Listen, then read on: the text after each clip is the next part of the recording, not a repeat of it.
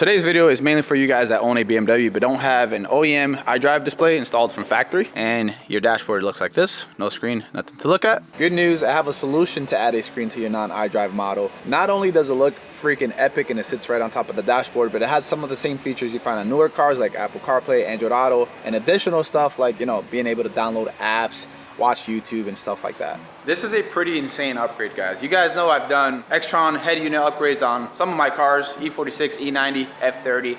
But when I seen Xtrons came out with this one, it freaking blew my mind away because there's nothing unlike what you're about to see today. In the packaging, you got an installation manual, you got the user manual, you got a template for the dashboard, which we'll go over later on today. But here's the real deal right here.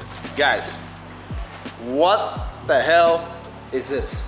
12.3-inch display on an old E90. It's gonna look absolutely epic. Probably doesn't even make sense installing something so big. But why not? It's gonna stand out. I got 6 gigabytes of RAM, so it's never gonna slow down on you. It shouldn't be laggy at all. Has 128 gigabytes of storage, so memory is not gonna be an issue. And again, such a massive display. Just for comparison's sake, the size on the traditional iDrive screen you normally see on E60s and E90s, right? Which is about 8 inches. Compared to this, that is a massive difference. This is you, and this is the guy your wife told you not to worry about. There's another cool thing that's included in the box. Since obviously a lot of you guys are gonna buy this, don't have a iDrive installed, you're not gonna have the iDrive controls. So Xtron provides what looks like an OEM setup to control the display, so you don't have to touch the screen. It is touchscreen, but let's say you just want to focus on driving. You don't want to look while you're using the menus and stuff like that. You got buttons right here, and you got the wheel, clicky, pretty responsive. The finish on it looks pretty OEM. What the hell is that? Somebody left a blade in there. I know Xtrons did not include that. Then you got the harness and all the other accessories that you need to install the unit. You have the bracket that's going to be installed to, I believe, the dashboard part. A little metal bracket that goes behind the head unit, so you can install it to this portion. Some little hardware right here, and another small harness. So I'll tell you guys from the beginning, this is not a cheap unit. We sell a ton of Xtron units on our website. They sell a lot for every single model. I mean, we sell a lot. This one, 700 bucks. And here's one thing I didn't tell you guys. Let's say you do have an OEM iDrive display in your car. Well, you can still get this upgrade. It just installs differently. It doesn't install on the dash itself. It installs where your head unit goes. You would remove it, there's a bracket there, and it goes right in front of it. So this is technically for those that don't have an iDrive screen. If you have CIC, CCC, we have all 3 options on our website, vehiclevours.com, and I'll leave links down in the video's description. The other Xtrons videos that I've made, obviously we're not using my car, we're gonna be using Ali's car. He has the E91 with the swapped M54 big single turbo. Make sure to subscribe to his channel. It's a very saucy build. He already has the digital cluster that we supplied, which is a very cool upgrade. Once we add this display right here, that's gonna look freaking massive. Obviously it's gonna look much cleaner than this once we actually start installing it and cutting the dashboard. This is freaking crazy.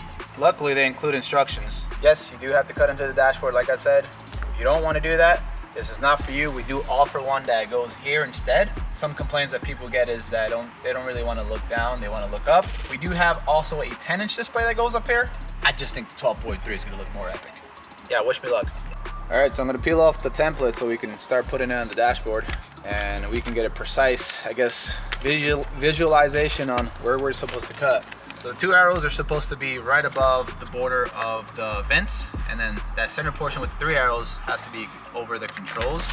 If you mess this up, you need a new dashboard, so at your own risk. I think the reason that this is so nerve-wracking is because this is not my car. So you got these little green indicators right here, so you're supposed to line it up here. I think you don't have to be super perfect because that bracket or whatever installs into the dashboard is pretty forgiving, and it covers a big portion of it. So it would be somewhere like right there. So ideally you're cutting along the red line this way and then along the red line right here. I don't know about this jagged edge up here, probably do a little bit below that. It's always better to cut a little bit instead of cutting too much, right? And then you can always cut more if you need to, but I'm scared. I'm not responsible, bro. I need you to sign this waiver right here that I am not getting you a new dash. There you go. You're getting me a new dash if you up. I'm gonna give it a shot. He trusts me, just like I trust him. They don't trust me. Just. The question is, once you go in here, can I, let's see. Oh yes, it went through. Look at that. Operation, bro. That's hard. That is hard. Yeah, well I'm trying to be precise here. Look at that. And his shaky hand does not make any. No, well there was something here. That's why it was so hard. So whatever it is, it's gone. I'm just waiting for the blade to go all the way across. And yeah, look how clean it is. Very, very clean. Very nice. We cut it all along this side, even though there wasn't a red line. We just did a continuation here. I'll go ahead and do the top, and then we'll talk. Let's see how this looks. We'll take this one off. And I cut a little bit short on here, like I said. I'm not entirely sure how far I can cut. All right, so I used a pick tool to get underneath the cut portion. We're lifting up. It looks like we didn't cut deep enough, but at least if we can remove this layer. Yeah, so technically I only really got the top portion cut, which is just the leather skin or the plastic skin. That's leather, bro. This ain't leather, bro. It's an E90. This is leather. Extended leather car. Look at that. So not only do you have a foam, but there's actually another solid piece underneath. Yeah. Now we need the big boy tool. Right there. Kids, do not try this at home.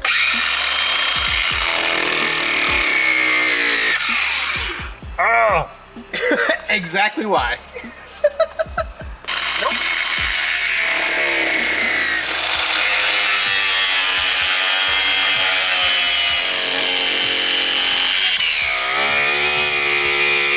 It's a little too wide. yeah. Let's see what we got. Oh, yeah. It's a good chiropractic section right there. Okay. I thought that was an airbag for a second. I was like, what is that? So, I guess word of advice, right here you have an air tube, so don't get too close to this part because you might ruin that, but everything else is pretty open.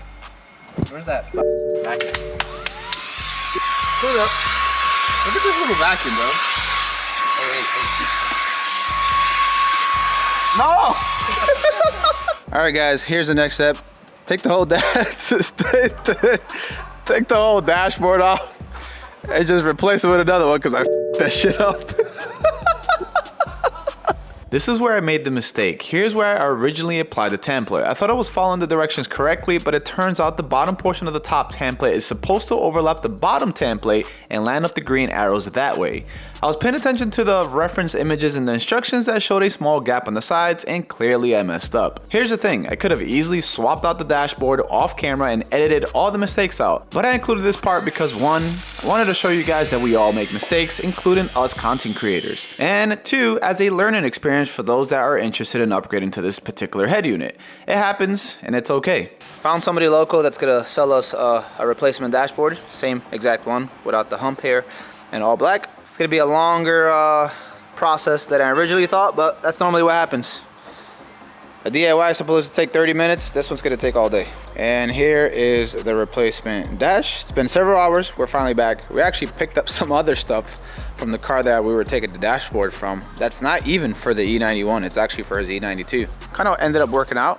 Sucks that we have to do this process, but hopefully you guys can learn from this experience. Ali's currently working on the new dashboard. We're taking everything that we learned from doing this on this dashboard to that one. So here's where I think I made the mistake. So on the instructions and on the template, it looks like there's a gap between the top template and the bottom template. So there's like a gap here. Once we started measuring things out on the other side with the bracket that you get, the plastic bracket, we kind of realized that this edge of the template has to be lined up to the crease of the dashboard. Look at all the space you have now, right? A little bit less space. I think this is the right way to do it. What Ali is doing over there is he's not cutting too much. We're gonna cut little by little just to ensure we don't overdo it again. You know, end up having to buy a third dashboard. So we're gonna take our time with this one.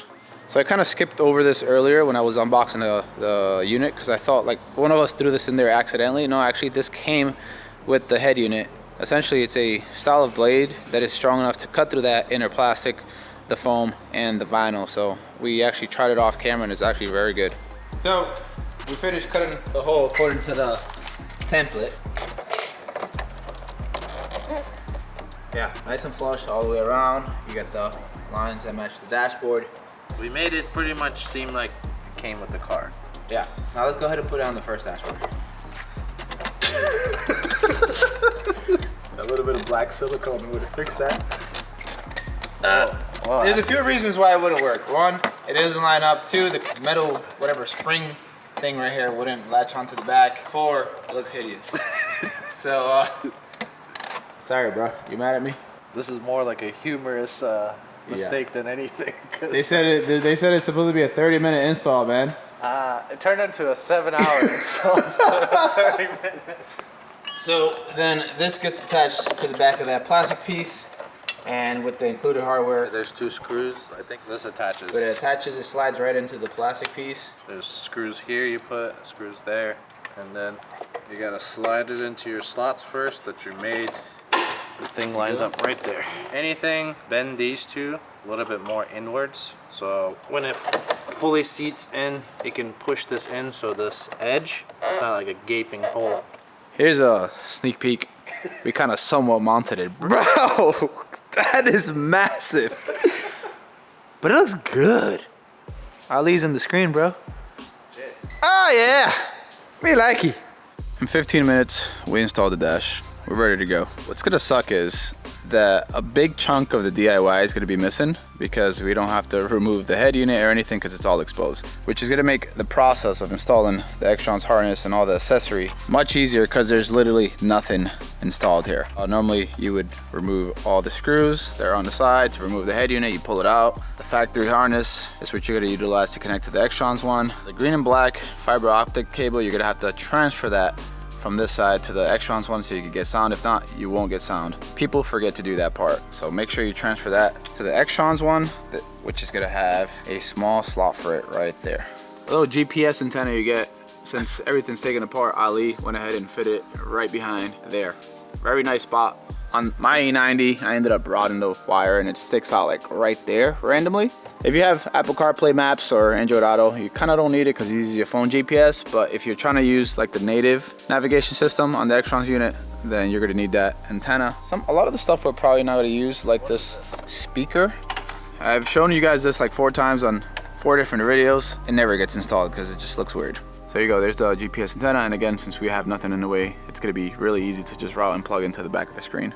So self-explanatory, plug and play, guys. There's no like splicing or dicing or chopping up to install this unit. So this stuff we're not gonna use, but let's say you wanted to buy a separate mic, I guess, so you can talk hands-free. Well, there's a connection for that, which is right here. And then the rest of the stuff is like if you want to have any extra accessories installed, like backup camera and stuff like that, you would use this, which Ali's not going to be using on his car. So we're just going to toss this one. Fiber optics need to be removed from the OEM harness and then transferred over. There's nothing here. That's part of the reason. Physically, it's impossible for this to talk to the car. So you have to go in here where there's a slot. Easy, don't mess it up. This is made out of plastic. Don't force it in, don't bend the pins. Pull the little latch back, insert it, and once you get a little bit of friction, then you close it up and lock it up, like so. One of the biggest pains is always trying to, I guess, route it somewhere back there where it doesn't interfere when you're installing back the unit, the control unit. I typically like to put it somewhere in this corner right here on my car. Much harder once you have everything installed and it doesn't look as bare bones as this dashboard, but it's definitely doable. You can either use this corner, I've seen people use this corner right here. You would have to remove that skeleton that you normally have in these cars to make it a lot easier. Almost forgot about the iDrive controller. That also needs to be connected. So quick update, since we later realized we made a mistake. The iDrive controller actually gets plugged into the RCA plug that we earlier discarded. If you hook it up to the other similar plug, the controller will not work. And since we don't have that center console, it's gonna be really easy to just route underneath. But if you don't have the center console removed, you're gonna have to remove that just so you can route it successfully. 1, fiber optic cables. Not connected, no sound. Subwoofer or amp. If there is no connection to it, no sound. 3, if this aux is needed to be plugged into your car and it's not, guess what? No sound. No sound. Yeah, so I've noticed that select models have to have this aux cable connected and routed into the factory input. Some cars, like his, didn't require it. It's not all cars either. It depends on the sound package that you have. His My E90 needed it. Does need one, but we have a customer with the E92, same spec, same car as far as sound system, but he doesn't need it. He didn't need it, yeah. His was just plugged in like this. But yours, you have to literally unplug this, go with the aux, go in the back, and plug it in. It sucks, but These are the 3 main mistakes, I guess, people make, and it's a very simple fix. yeah. All right, so we got the black trim on there. That metal bracket that we told you guys about, ended up screwing it in to the plastic piece. The 2 screws right on the inside of the dashboard. So now we just gotta place the screen, plug in all the connectors, and we can turn this on.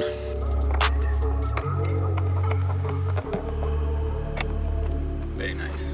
Jeez. So it just slides into it, right? Yep. The best part.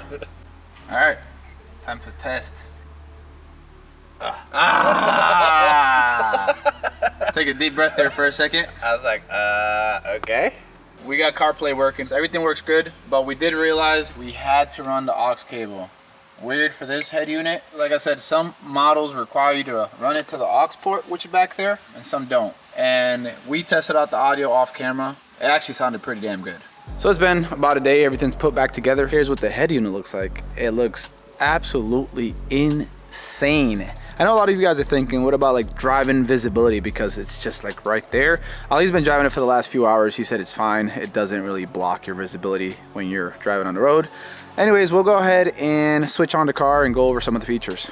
So this is what the main menu looks like. It's a very, very nice looking display. You can also control the screen using the iDrive controls right here, which feel very nice. The only con I would say is it's a little bit shaky, like a little bit loose right here.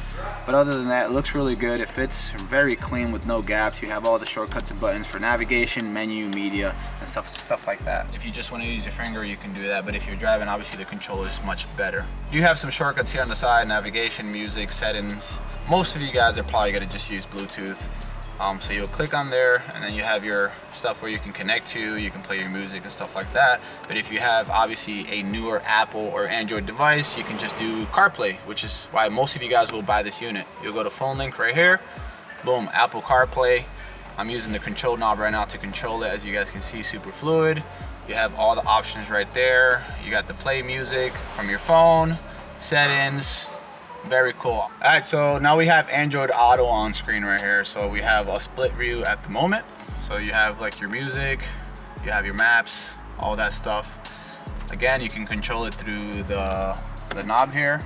It's very easy, very fluid, pretty self-explanatory. So you got the settings menu right here, where you have basic stuff, system, volume, sound, language, time, information. You have Android, so your traditional Android menus, battery, storage, sound, display. If you want to change the brightness on your display, you can do that. It gets pretty damn bright, as you guys can see. Dark theme, which I prefer. There's the daytime theme right here, the bright theme. Display, security, privacy, location, and all that good stuff. Then you have factory settings down here where it gets a little bit technical. The passcode for every Xtrons unit is 1314. You can enter that. And you got a ton of customization on here. So function, you have, small stuff you can do there, like the aux, DVR, Bluetooth selection, so either OEM Bluetooth or Android Bluetooth. For the head unit, amplifier selection, OEM amplifier, aftermarket, 360 camera. You got the vehicle stuff right here. So very important if you are using the iDrive controller that comes in the package. If it doesn't work, you can always switch it to knob B, and it should work that way. Car display, if the aspect ratio is not correct to your car, then you can just kind of pick the appropriate setting right here. And then a bunch of other stuff that you can kind of mess around with. Here's the dashboard setting, which looks pretty cool, and it's supposed to, I guess, read your power output. I don't know how accurate that is, but it looks pretty cool. You have the browser, file manager, DVR. You can go to this section where it says more apps, and essentially you have some preloaded apps here that you can use. You got Chrome, MX Player, Equalizer, and then once you're connected to the App Store, you can go to the Play Store here. You can download stuff like, YouTube, MHD tuning, so you can monitor your parameters and stuff like that. Pretty much everything that's available normally through a Android App Store is going to be available on this Xtrons unit as well. I typically like to use the navigation on the Apple Carplay and Android Auto, but if you wanted to use the built-in one, you got navigation right here, which is going to feed off the GPS connection that we hid inside of the dashboard when we were replacing it. So, you know, if you want to do that, or you can do CarPlay, it doesn't matter. At least you have options there. Then right here, you have this button up here where you can open up every window and you can close the app so it doesn't take up too much of your RAM. Just like a cell phone, very simple. You have a swipe down screen right here. It gives you a few presets, Wi-Fi, Bluetooth, volume settings, screenshot. And if you bring this bar down, you have more stuff that says location, so if you want to turn that on or off. Hotspot devices, you can hit the little pencil icon right here and you can add more stuff like airplane mode, screen record, dark theme, extra dim, nearby share. So a lot of stuff packed into this head unit, guys. If you have an OEM head unit, you would normally hold down the menu and it would take you to the OEM menu, but since this car doesn't have that option from factory, it's just going to show this analog clock, which I think you can customize. But assuming you have already an CIC or CCC system in place, it would take you to the OEM iDrive stuff where you can check your car stuff, settings and stuff like that that the car normally comes with. Then you would just hold the menu back down and you're back to the regular screen. One thing about the iDrive controller knob, so right here, you don't have movement from left to right that's going to click and actually actuate anything. On an OEM system, normally that would get you over to a side menu. I really don't know how to get there without using my finger and actually pressing it. And once you're in here, you can use whatever you want with the knob. The thing is, I don't know how to get to the knob, to the side menu with the iDrive controller that they provide. Maybe there's a trick to it. I haven't figured it out yet. But anyways, you can just press here, and then all of a sudden, you have full control. So what I'll do now is I'll play a soundtrack so you guys can hear what the music sounds like. I know a lot of you guys out there think that once you upgrade to an aftermarket head unit and you have to run that aux cable, that you lose a ton of quality compared to OEM. I don't think that's the case. I haven't experienced that with my other head units on the other cars, and this one is no different. So let me play a soundtrack here so you guys can hear it.